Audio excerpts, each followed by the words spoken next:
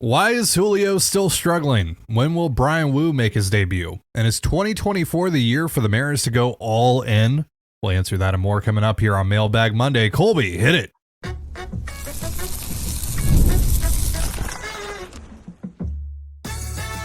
You are Locked On Mariners, your daily Seattle Mariners podcast. Part of the Locked On Podcast Network, your team every day. Ahoy, sailors. It is Monday, May 6, 2024. This is Titan Gonzalez and Colby Patnode for the Locked On Mariners podcast, brought to you by Monopoly Go, the mobile hit twist on classic Monopoly. Join your friends and download Monopoly Go, now free on the App Store or Google Play. Thank you so much for making us your first listen. Subscribe, like, and turn on alerts if you're watching on YouTube, or subscribe and leave a 5-star review on your preferred podcast platform if you like what you hear. And if you're part of the crew and rock with us every single day, let us know in the comments below. We'd love to hear from you. And if you want to hear from us even more, please consider signing up for our Patreon. You can now get a free 7-day trial to check out the show. The link, as well as our social accounts, is in the description of this episode. And this is Mailbag Monday, the show where we answer your Mariners questions. And we're going to start here with a question that I think is on a lot of your minds right now. What is wrong with Julio's bat? This question coming from OSG. He's very easy to pitch to right now. He's either getting a fastball in off the inside corner and he's going to swing at it and not do anything with it, or he's going to get something soft away, probably a slider away. Like, it's the same thing we saw last year. It is the exact same way he was pitched last year when he struggled at the first half. This year, the fact that he's even hitting 260 right now, is with a pretty decent on base is, a testament to how talented he is, because he's really not swinging like a lesser player swinging the bat like he is right now would probably be hitting the $150. So like Julio's still hitting the ball hard, but he is striking out a little bit. He's not walking, and he's very predictable to pitch to. And you and I know how he's going to get pitched to. Julio certainly knows how he's going to get pitched to, and he can't make that adjustment. He's got to get to the pull side more. He's got to hit the ball hard. And that fastball inside right now is eating him up, and he just can't even lay off of it right now. So he is basically, if you execute, you're going to get him out every single time. Right now, he's only hitting mistakes, and he's got to get pull side, and he's got to get the ball elevated some. So it's a pretty simple thing right now. Like, everybody on the planet knows how to get Julio out, and including Julio. It's not like Julio hasn't figured it out, but he's just not making that adjustment right now. And we know he made a kind of a swing mechanical change this winter that was supposed to help him, stay more upright, and in theory was supposed to help him with his launch angle and all that. But right now, it just kind of has produced this weird slap hitting Julio, which is not what you need Julio to be. We've seen him do the Derek Jeter thing a lot, where he gets the inside fastball and he flips it into right field for a single. And it's like, cool, that's fine for Sam Haggerty. That's not fine for Julio. That's a pitch that you have to turn on and hit hard with authority. So that's what. But that's also something. Right, but that's also something that I would like to see with runners in scoring position from him.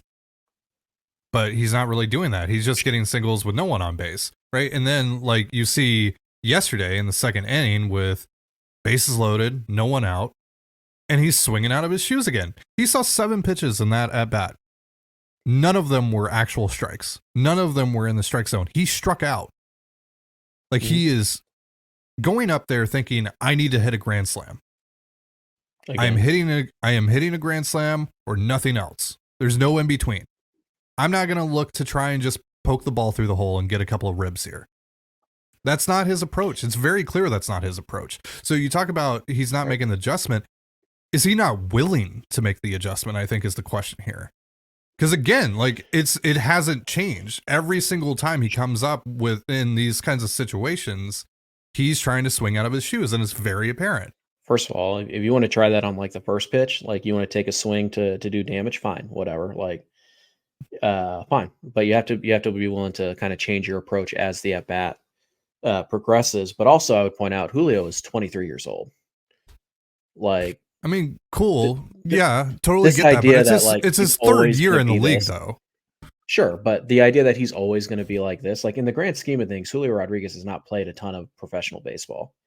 He really hasn't. Does he need to be better? Yeah, absolutely. Like, but are we just writing him off that this is just who he's going to be forever at 23 years old? No. No. So there's a line you have to walk here and understand that despite, playing in the big leagues now for 2 years and a month, he's still a very young player. So there's still some things that you just have to mature into. And, we did see Julio start to take some of the right steps. He did have the game winning hit against Boston and he did exactly what you wanted him to do. But the last few times out, it's been like, hey, I'm going to hit the 9-run home run and I'm going to break my slump right now. And it's like, that's just not how it works. Right. But I think we can make these criticisms independent of having to add all these qualifiers as well. Like, he needs to be better in these situations. Full stop. Mhm. Yep. But I don't think that it's fair to just, because I've seen this where people are like, well, Julio's never going to be the guy. He's not that guy or whatever. It's like, he's 23 years old. He might not be right now. He might be in the future. Maybe he's not. We don't know. And by the way, Julio, as bad as he's been at the plate and relative to what other players are, like not really, but relative to what we expect from Julio, yes, certainly. Mm-hmm. He's still on pace to be like a 3.5 win player. Like that's the floor for Julio Rodríguez, and it's frustrating as heck to watch. It really is. But I just think that there's a little bit of criticism that's going a bit too far, and then there's kind of the other end of the spectrum where it's like, boy, that's a terrible at bat from Julio, and you get the Julio stands who just want to rip into you for daring to say anything negative about Julio. Like, he's just a player, guys. You judge him like you would any other player. And right now Julio is struggling and he's not doing very similar to the discourse around Russell Wilson, especially towards the end of Russ's time in Seattle. So let's answer a few more questions here in just a moment. But first, a reminder, this episode of the Locked On Mariners podcast is brought to you by LinkedIn and Monopoly Go. Are you struggling to close deals? B2B selling is tougher than ever, and that's why I want to tell you about LinkedIn Sales Navigator. LinkedIn Sales Navigator is a sales intelligence platform that helps professionals effectively prospect and engage high-value customers, drive higher revenue, and increase sales performance. Sales Navigator helps you target the right buyers, surface key signals such as job changes, or which accounts you should prioritize, and shows you hidden allies so you can find those buyers that are most likely to convert. Fueled by LinkedIn's 1 billion member platform, Sales Navigator gives you the most up-to-date, first-party data, enabling you to unlock conversations with people that matter.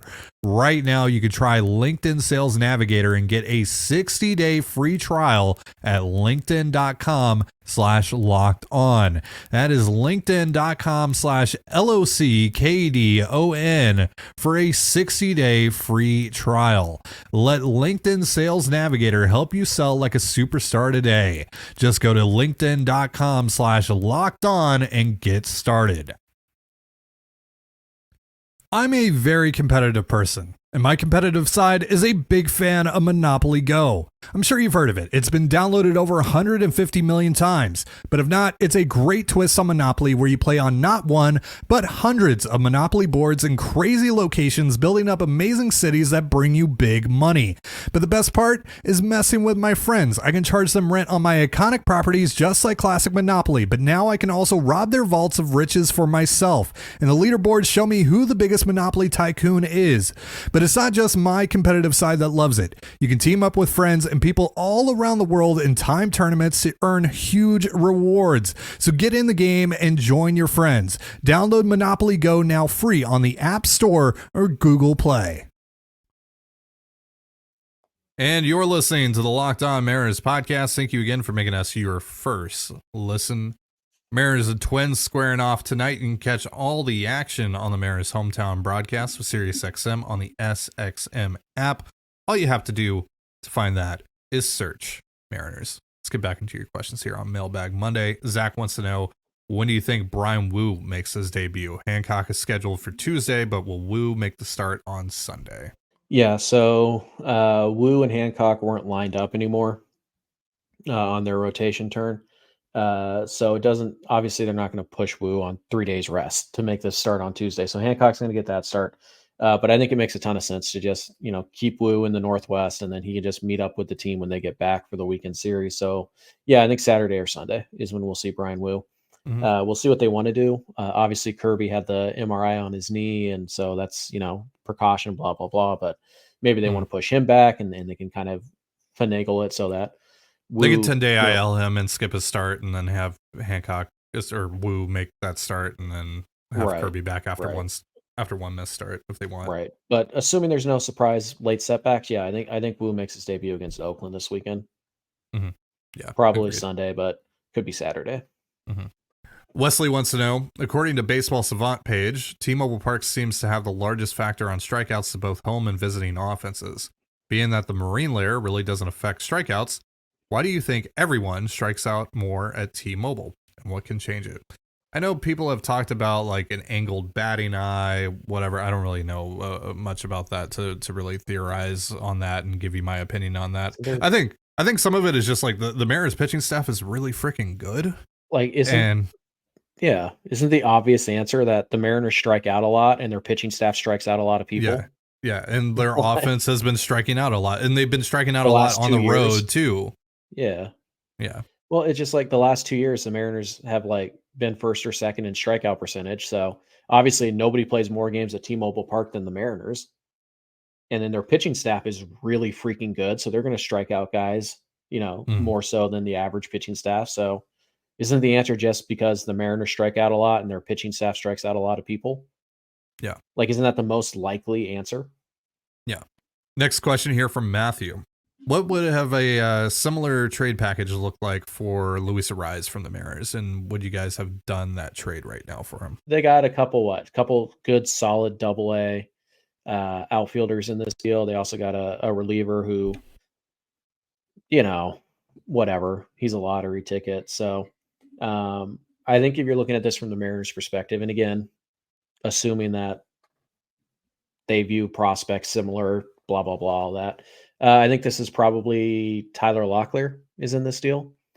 I think it's probably Clase, maybe, in Mhm. this deal. And then I think this is where Gabriel Gonzalez would have fit really nice. Like, you Mhm. kind of need that like fringe top 100 guy to kind of complete this. And I feel like Locklear is pretty close to fringe top 100 right now. Feels like you need another one.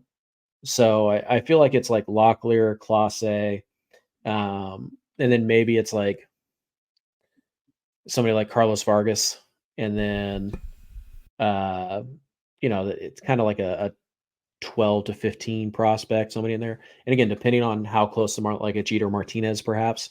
Mhm. But it kind of depends on how close the Padres want or the Marlins want the prospects, and those guys are in AA. Both of those guys have a shot to make their debut this year. So that would be Clase and Locklear in that regard. And then you look at for an interesting reliever to kind of make up for the fact that Locklear is a first base only. I think you're looking at Vargas or maybe like a Jeter Martinez Mhm. type. I think you're looking at something like that. Would be my guess. Yeah. The Marlins also ate all of Ariz's money. Right. Which So uh, maybe instead you would trade Ty France to them, and that would be like a swap of the salaries essentially. sure. And because Ariz is probably playing first base for you with the way this roster is Yeah. constructed. Yeah. So I think Um, that would make the most sense. right. But it'd be like France, Locklear, Clase, Vargas, something Mhm. like that. Yeah. Um, and I mean, like, I wouldn't have hated it, but I think Arise is a bit overrated because he's a good hitter. Don't get me wrong, he's a very good hitter. Really good But hitter. that's it. Yeah. Like, no power, doesn't draw a ton of walks. So if he's only going to hit like 270, 280 in a year, which maybe he doesn't hit 350, if he's only going to hit 270, 280, then his on base is going to be pretty pedestrian. And again, you're getting no defensive value, you're getting no base running value, you're getting very little pop out of Arise. So, yeah, I mean, obviously you'd like a guy who can, just make a ton of contact and all that stuff, and he would fit pretty well from that regard. And he could play second, like he's not awful, but he's probably belongs at first base or DH. So Mhm. uh, I don't think I would have done that deal because, like, I don't think France is. I would rather take the chance on France giving me some power over a Mhm. Rise, and I don't know if he makes me that much better to give up, Locklear and Clase and uh, Jeter Martin or whoever it is, right? Whatever the pitcher is, the high upside pitcher.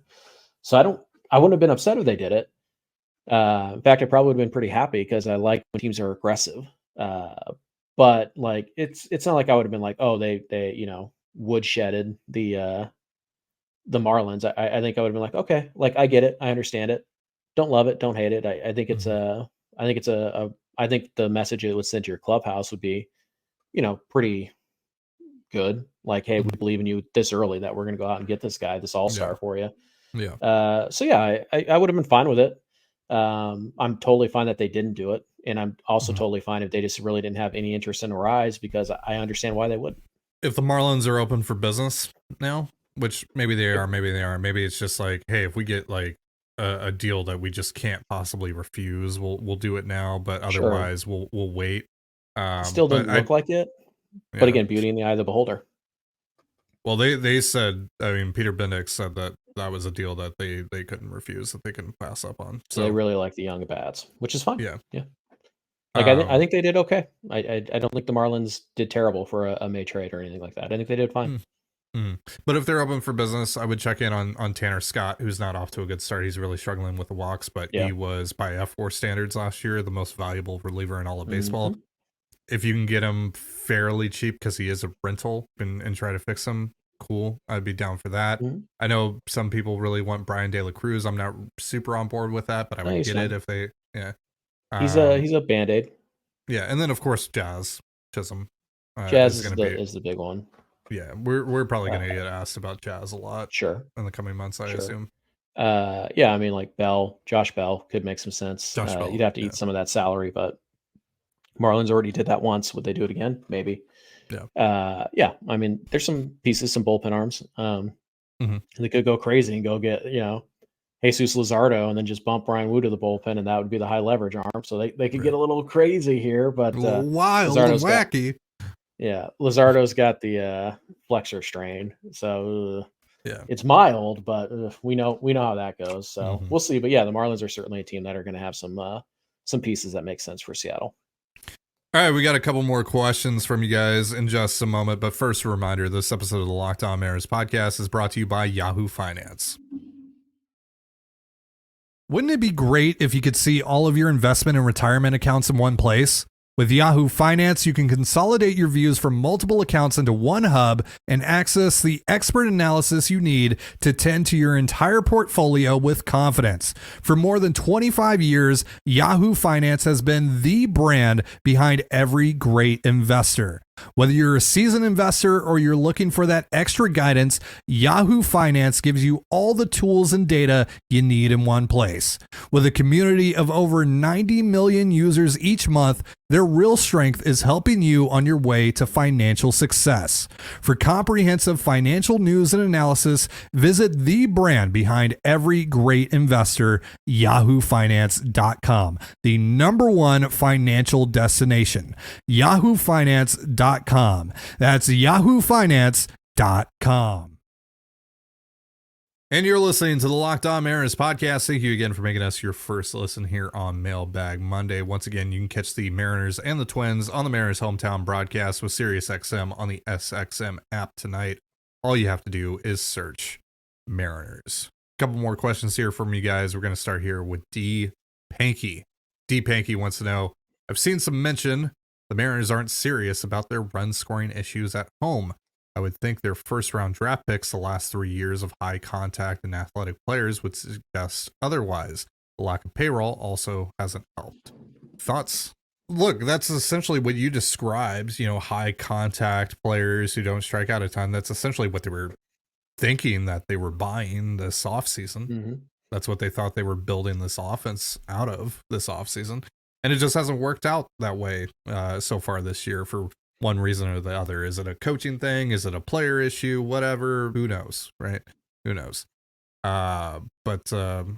Yeah, it just, they've tried to build their offense like that. Mm-hmm. Yeah.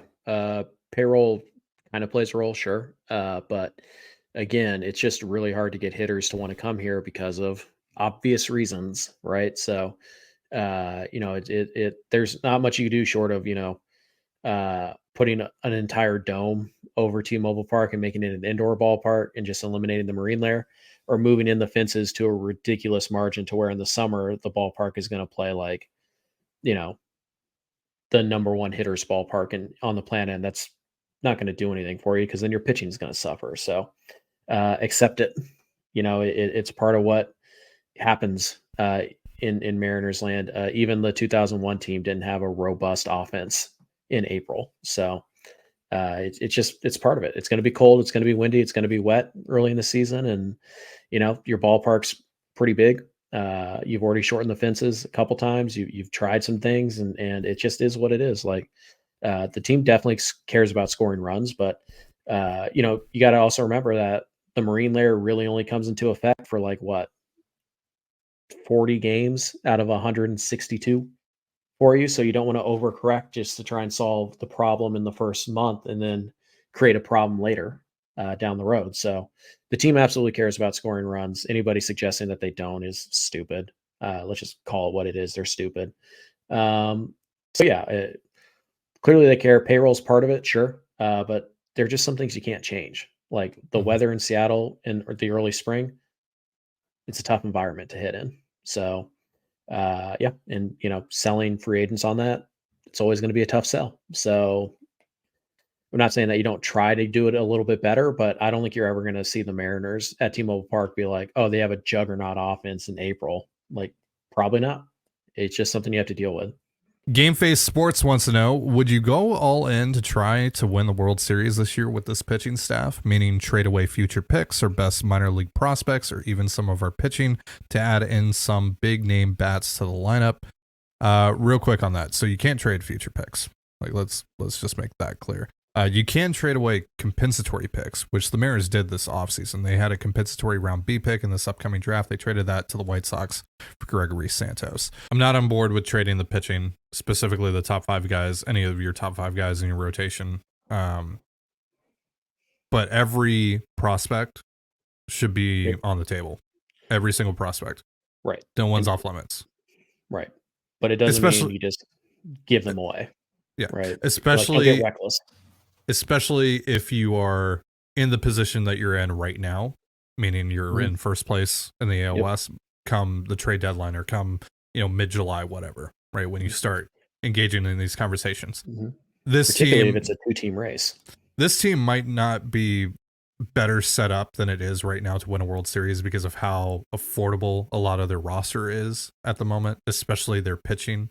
They have, once Bryan Woo returns to the rotation, 5 legit dudes in that rotation. And, starting next year, guys are going to get more expensive via arbitration. Julio is going to start making more money as part of his contract. This is the time to strike, right? Yes. You don't have to push all your chips in and start getting reckless, right? But this is absolutely the time. Like they need to, if they're in the position that they're in right now, come the trade deadline, they need to make another Luis Castillo type of trade. Right. They need to make, and then after that, make more significant additions than the Kirk Casalis of the world, the Jake Lambs of the world, the Matthew Boyds of the world. They have to do more than that after. Right. You could still make those trades and spruce up the bench and the bullpen a little bit. Fine, whatever. But it's we need a Luis Castillo trade. And then we need it's hard to think of a mid-level impact trade that Jerry DiPoto's made at the deadline, but a Diego Castillo, right? Sure. Except but maybe the hitting version of that. Yeah. Hopefully the hitting version of Castillo, but if it's just hey, we got, this elite reliever, and then we went out and we got this 120 WRC plus bat, it's okay, that's fine too. But this is a year to get aggressive. To push all your chips in on one single year, no, don't do that. No. But to get really aggressive with it, sure, yeah. Okay. So that is going to do it for us. Before we get out of here, a reminder that Locked On has launched the first ever national sports 24/7 streaming channel on YouTube, and now it's also available on Amazon Fire TV and the free Fire TV channels app. Locked On Sports Today is here for you 24/7, covering the top sports stories of the day with the local experts of Locked On, plus our national shows covering every league. Find Locked On Sports Today now available on the free Fire TV channels app. Thank you so much for joining us here on the Locked On Mariners podcast. For Colby Patnode, I'm Ty Dane Gonzalez. Be sure to give us a follow on Twitter at @LO_Mariners. You can follow me at Ty Dane Gonzalez and Colby at CPAT11. That's CPAT11.